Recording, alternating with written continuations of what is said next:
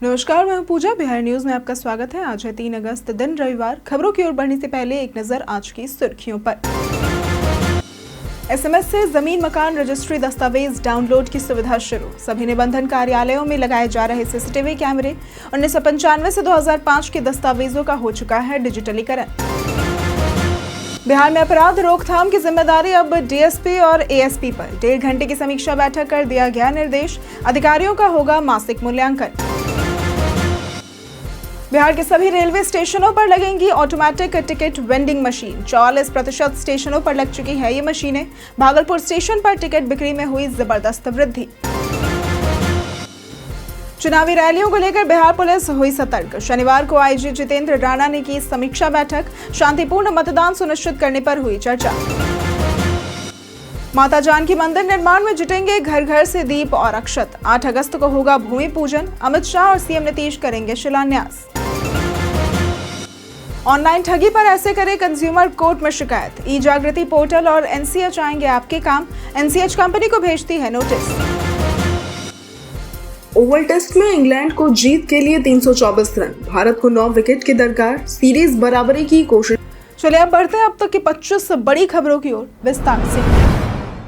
ओआईसीएल में असिस्टेंट पदों पर भर्ती के लिए नोटिफिकेशन हुआ जारी। ओरिएंटल इंश्योरेंस कंपनी लिमिटेड ने असिस्टेंट पदों पर भर्ती के लिए नोटिफिकेशन जारी किया है। कुल 500 पदों पर भर्ती होगी, जिसमें विभिन्न वर्गों के लिए आरक्षण तय है। आवेदन प्रक्रिया 2 अगस्त से शुरू होकर 17 अगस्त 2025 तक चलेगी। उम्मीदवारों की आयु 21 से 30 वर्ष के बीच होनी चाहिए। आरक्षित वर्गों को छूट मिलेगी। शैक्षणिक योग्यता के तहत किसी मान्यता प्राप्त संस्थान से स्नातक डिग्री जरूरी है। इसके साथ ही अंग्रेजी विषय की पढ़ाई 10वीं, 12वीं या ग्रेजुएशन में होनी चाहिए। चयन प्रक्रिया में टियर 1 और टियर 2 परीक्षाएं होंगी, जिनमें नकारात्मक अंकन भी रहेगा। आवेदन शुल्क सामान्य वर्ग के लिए 850 और आरक्षित वर्गों के लिए 100 रुपए निर्धारित है। आवेदन आधिकारिक वेबसाइट orientalinsurance.org.in पर होंगे।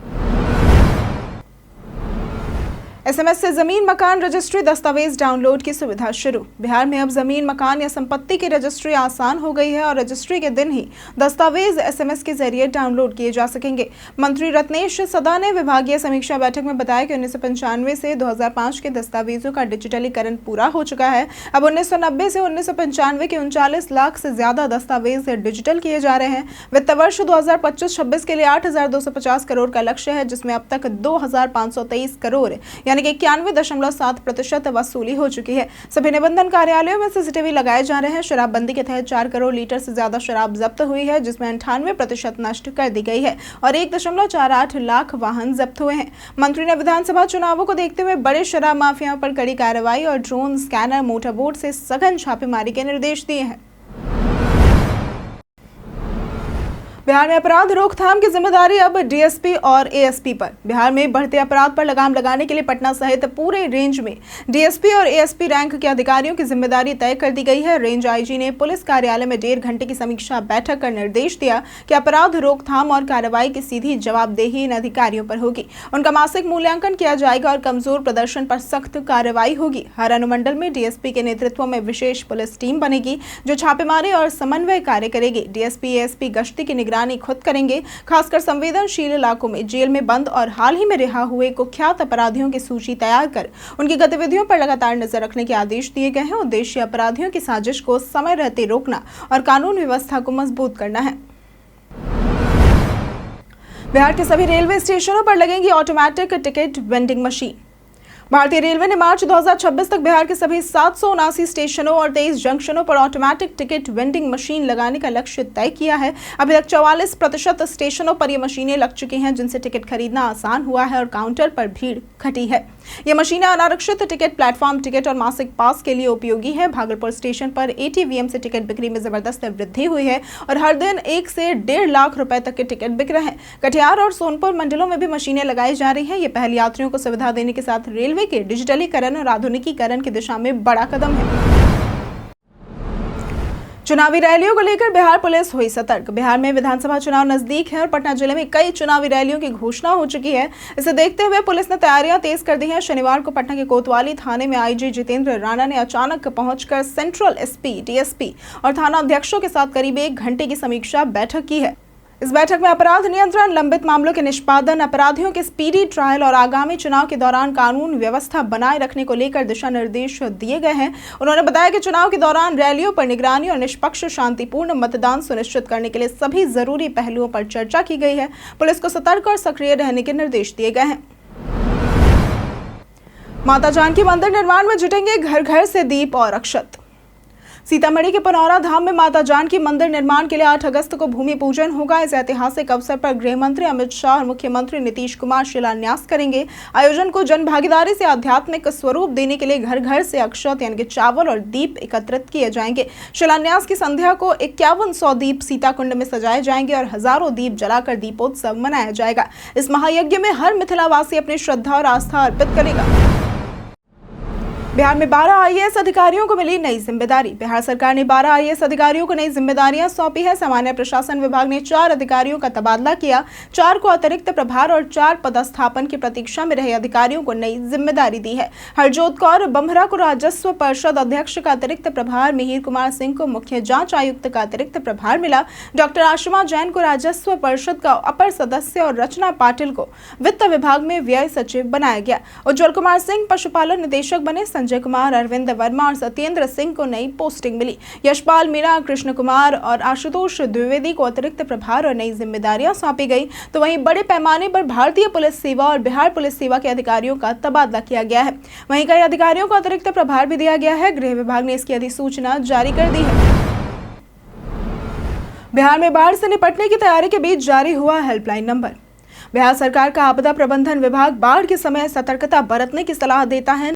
नागरिकों को नजदीकी सुरक्षित आश्रय की जानकारी रखनी चाहिए और एक आपातकालीन किट तैयार रखनी चाहिए, जिसमें टॉर्च, रेडियो, बैटरी, माचिस, मोमबत्ती, रस्सी, सूखा भोजन, पीने का पानी और जरूरी दवाएं शामिल हो। किसी भी आपात स्थिति में राज्य आपातकालीन संचालन केंद्र से संपर्क करें। हेल्पलाइन नंबर 0612-2294-204 या 205 और 1070 पर मदद ली जा सकती है। विभाग ने सोशल मीडिया के जरिए भी सतर्कता और सहायता से जुड़ी जानकारी देने की व्यवस्था की है। ये सतर्कता जीवन रक्षक साबित हो सकती है, इसलिए बाढ़ के दौरान सावधानी बरतना बेहद जरूरी है। आज होगी बिहार पुलिस सिपाही भर्ती की अंतिम परीक्षा। बिहार पुलिस में सिपाही के 19,838 पदों पर बहाली के लिए लिखित परीक्षा का छठा और अंतिम चरण रविवार को आयोजित किया जाएगा। इस चरण में राज्य के 38 जिला मुख्यालयों पर बनाए गए 627 परीक्षा केंद्रों पर लगभग 2.5 लाख अभ्यर्थी शामिल होंगे। केंद्रीय चयन परिषद यानी कि सिपाही भर्ती ने बताया कि परीक्षा की सभी तैयारियां पूरी कर ली गई। सभी जिला अधिकारियों और पुलिस अधीक्षकों को परीक्षा की सख्त निगरानी के निर्देश दिए गए हैं। अभ्यर्थियों को परीक्षा केंद्रों पर प्रवेश से पहले फ्रिस्किंग, परीक्षा कक्ष में वीडियोग्राफी, फोटोग्राफी और बायोमेट्रिक जांच जैसी सुरक्षा प्रक्रियाओं से गुजरना होगा, ताकि परीक्षा पारदर्शी और निष्पक्ष तरीके से संपन्न हो सके। गयाजी रेलवे स्टेशन पर पितृपक्ष मेले की तैयारियों की हुई शुरुआत। गयाजी में 6 से 21 सितंबर तक आयोजित होने वाले पितृपक्ष मेले को लेकर प्रशासन ने तैयारियां शुरू कर दी हैं। रेलवे भी तीर्थ यात्रियों की सुविधा के लिए सक्रिय है। गया जंक्शन पर ठहरने और बैठने की विशेष व्यवस्था की गई है, जिसमें वेटिंग हॉल, शेड, पंखा, लाइट और पेयजल जैसी सुविधाएं शामिल है। प्लेटफॉर्म, फुटओवर ब्रिज और परिसर की कमियों को दूर करने के लिए अतिरिक्त मजदूर लगाए गए हैं। Auto stand, signboard, wheelchair और कंट्रोल रूम की व्यवस्था भी की जा रही है। भीड़ नियंत्रण के लिए विशेष ट्रेनों का संचालन होगा। DDO senior DCM Rajiv Ranjan ने कहा कि तीर्थ यात्रियों की सुविधा के लिए सभी जरूरी इंतजाम किए जा रहे हैं। बिहार के सभी जिलों में बेटियों को मिलेगा स्मार्ट शिक्षा का लाभ। बिहार सरकार द्वारा राज्य के सभी जिलों में पिछड़ा एवं अति पिछड़ा वर्ग की बेटियों के लिए निःशुल्क आवासीय +2 विद्यालय संचालित किए जा रहे हैं। इन विद्यालयों में छात्राओं को शिक्षा, आवास, भोजन, पुस्तकें, कपड़े, दवा, स्मार्ट क्लास, कंप्यूटर लैब, विज्ञान प्रयोगशाला, डिजिटल अध्ययन केंद्र, करियर गाइडेंस और प्रतियोगी परीक्षाओं की तैयारी की सामग्री जैसी सुविधाएं बिल्कुल मुफ्त मिलती है। सभी सुविधाओं का लाभ छात्राओं को डीबीटी के माध्यम से राशि देकर या प्रत्यक्ष रूप से उपलब्ध कराया जाता है। अधिक जानकारी के लिए जिले के संबंधित कल्याण पदाधिकारी से संपर्क करें या फिर विभागीय वेबसाइट state.bihar.gov.in/BCEBC वेलफेयर पर जाएं।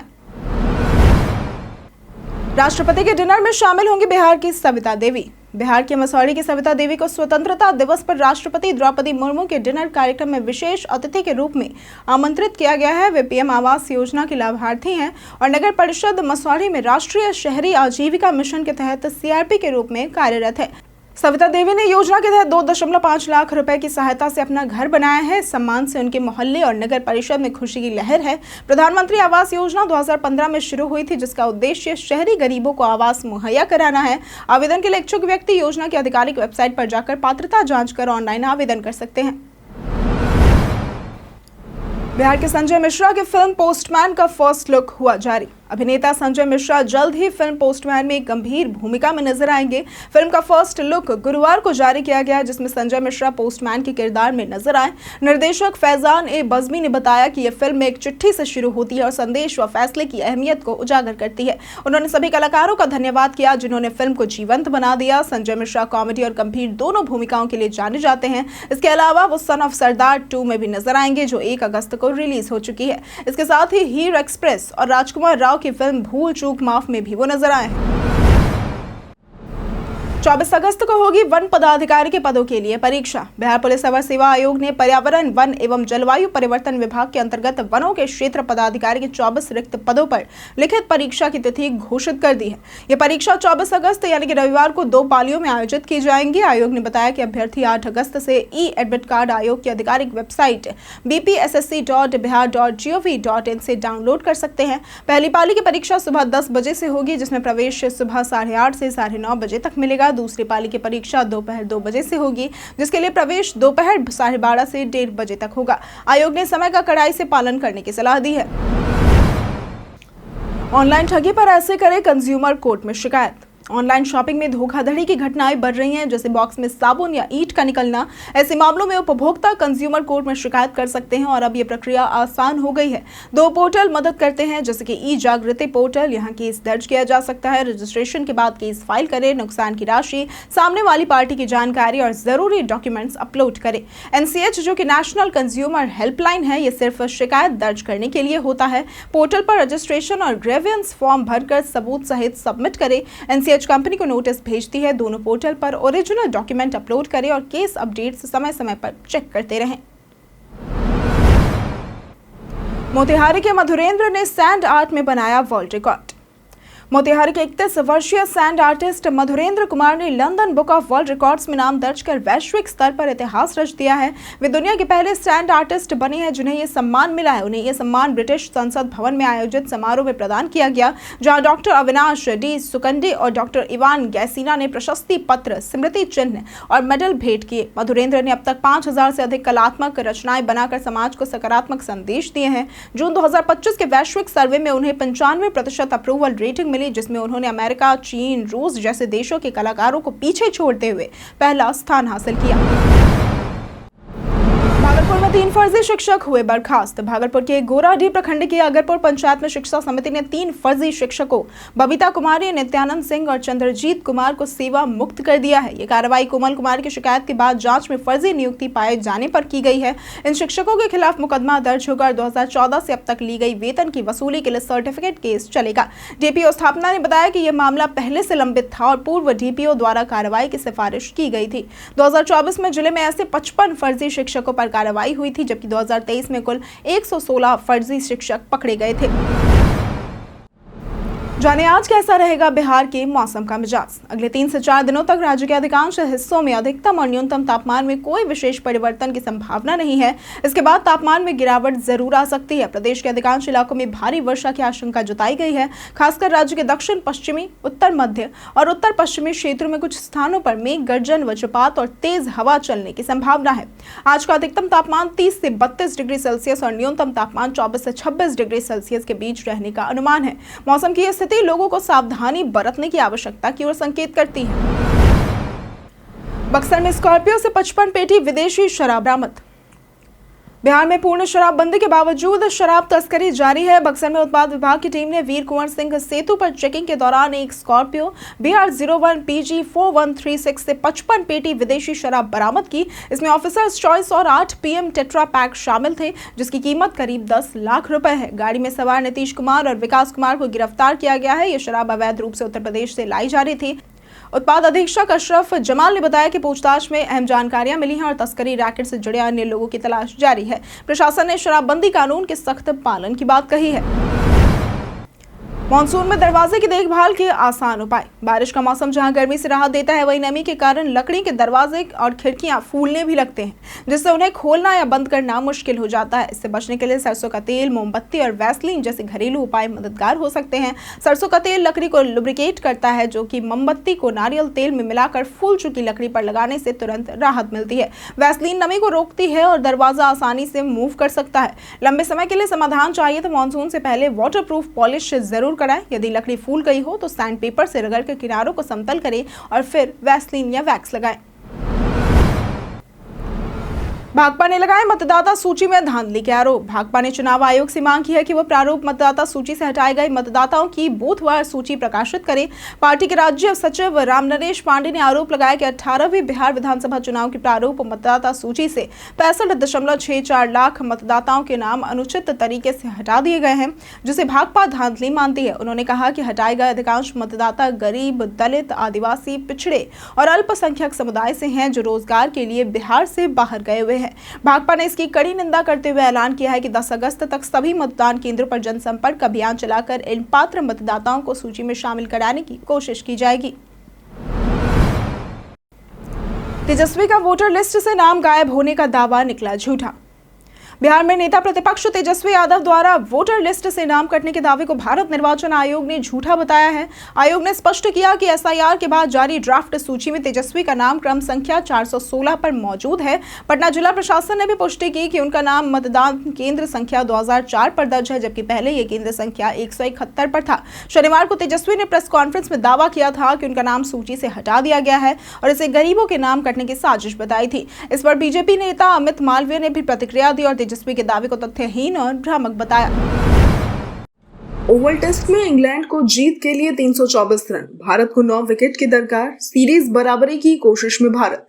लंदन के ओवल मैदान पर भारत और इंग्लैंड के बीच 5वें और आखिरी टेस्ट में तीसरे दिन का खेल खत्म होने तक इंग्लैंड ने दूसरी पारी में 1 विकेट पर 50 रन बनाए।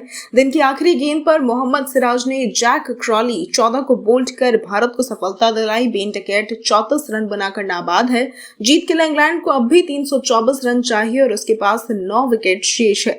भारत इस मैच को जीतकर सीरीज 2-2 से बराबर करना चाहेगा, जबकि इंग्लैंड 2-1 से आगे है और जीत या ड्रॉ के साथ सीरीज अपने नाम करना चाहेगा। चौथे दिन का खेल दोनों टीमों के लिए निर्णायक साबित हो सकता है। कई कारणों से दर्ज है भारत के इतिहास में आज की तारीख। 3 अगस्त 1980 को ही लवली चौबे का जन्म हुआ था। ये भारत की महिला लॉन बॉल की टीम की खिलाड़ी हैं। 1933 में शशिकला भारतीय हिंदी सिनेमा की प्रसिद्ध खलनायिकाओं में से एक थी। इनका जन्म हुआ था। 1846 में मैथिली शरण गुप्त का जन्म हुआ था। ये खड़ी बोली के महत्वपूर्ण कवि हैं। आज के दिन 2022 में मिथिलेश चतुर्वेदी का निधन हुआ था। ये भारतीय फिल्म व टीवी कलाकार थे। 1985 में बनारसी दास का निधन हुआ था। ये भारत के स्वतंत्रता संग्राम सेनानी थे। 1670 में मुहनोद नैनसी का निधन हुआ था, जो कि राजस्थान के क्रमबद्ध इतिहास लेखन के प्रथम इतिहासकार थे। भारत में स्टारलिंक की कीमत का हुआ खुलासा। एलन मस्क की स्पेस एक्स कंपनी द्वारा संचालित स्टारलिंक सैटेलाइट इंटरनेट सेवा जल्द ही भारत में लॉन्च हो सकती है। इसकी शुरुआती सेटअप लागत 30,000 से 35,000 रुपए के बीच होगी, जबकि मासिक प्लान 3,000 से 4,200 रुपए का होगा।